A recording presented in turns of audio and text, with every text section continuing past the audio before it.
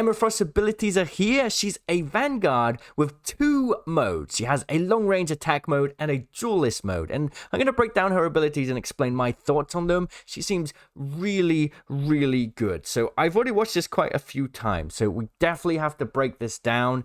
Obviously, starting with her first attacks, which are sort of like, you may have seen already, the main attacks, the long-range attacks. So we're going to go in for those first. So she's got a laser sort of attack that's similar to Iron Man's, has 70 rounds. Now, what you may notice here is it's building up a passive meter. And from what I understand, this seems to be what turns her into the melee form. And I'll get into that in a minute. It's a really cool melee form. And I think you get about 4 or 5 seconds, similar to Mr. Fantastic's large sort of tank mode. So that's her first attack. And then she's got this Mind Crush ability, which is on her E, her third ability. This creates this little crystal that appears. And when you do damage to that, it will then directly deal damage to, I guess, whoever's in the radius or whoever it was targeted on to begin with. I'm not quite sure exactly, but it does a lot of damage. And then you have this shield. Now, this is a one-way shield, just like Invisible Woman's, right? But it works very differently. See how she places it? She sends it out in a line, and then she can choose when to stop it. And then it's basically, she has a lot more control over where it's placed. It's a larger diamond shield, and you can shoot through it, but enemies can't shoot through it. Only you can shoot through it. And it can block Iron Man ults. Pretty good. Now, obviously, it has a max health, and I think the mechanic is quite similar to Invisible Woman's in that it takes damage, but you can pull it back whenever you want to, and it will basically have cooldown based on how long it's alive. Let's go back a bit so you can see down here, this little F button. You can return it back to you, and it will have cooldown based on how much health it took. So very similar functionality to Invisible Woman's health. We can actually see on the side here as well. Has a total of 500 HP. So that's quite a decent amount of damage to block there. It's definitely going to be good for holding bottlenecks. We also noticed the new map Krakoa in the background. It's a very strong character, I gotta say.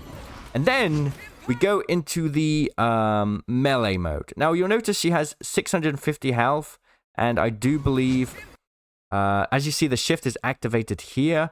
I think this is when the passive bar fully fills up. I could be wrong. And here we go. It has 6 seconds of length. Just watch this through. Look how crazy this is. He gets a bunch of main attacks. And then she can do a grab and then follow it with a kick. Look at that. I just want to watch this back on 0.25 speed. Look at Mr. Fantastic's animations responding to this. It's absolutely hilarious. Check this out. Ready? Sorry for the weird sound, but I look at his animations. Look at this. Ready? Bum, bum, bum. And then you grab him like this. It's like, look at that. Ground slam. And then bam. A kick that displaces them massively to throw them off the edge. It only lasts 6 seconds though, and then she is forced to go back into her normal mode. So I mean, I want to watch this back again in 0.5 speed. Just to quite interestingly, it seems like, so when you do damage, you don't get any extra health or anything. So it's very much like a melee-based duelist style, to be honest. Just I love the way you lock them in to the grab here, which is just crazy. And then you can combo it with a fling. And like, it's got a set of different cooldown animations. So like literally a different ability set.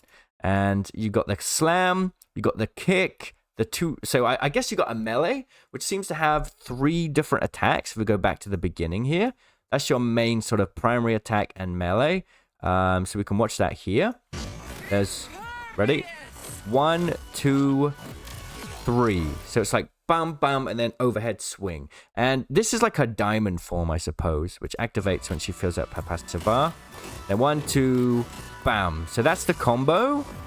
And then she can like dash towards the enemy and then grab them with that first ability.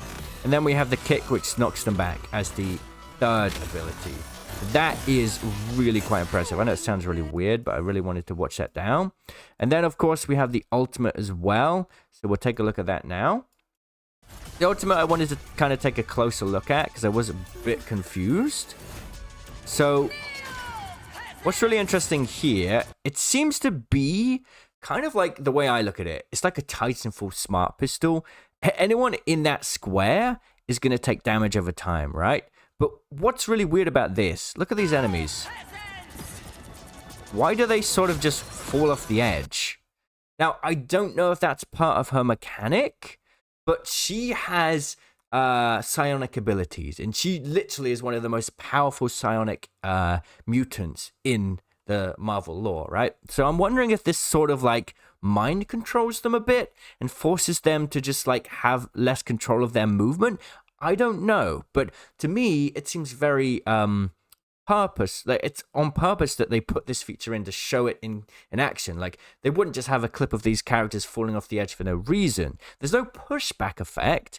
I mean, if you look at their movement there, I'm really curious to see exactly how they move. I think it's some kind of like movement like effect. So you can see here, it has like 3 diamonds above their head, right?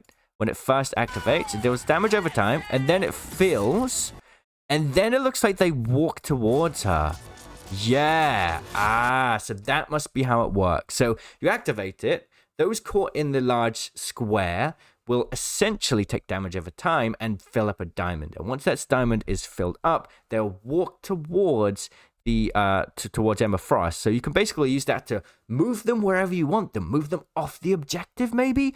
Move them off the edge of the map. Move them into other people's ultimates. There's so many different combos here. I think this is a very unique ability. Her combo set, her ability set is so strong. And I want to see one more thing. Does her abilities have a length?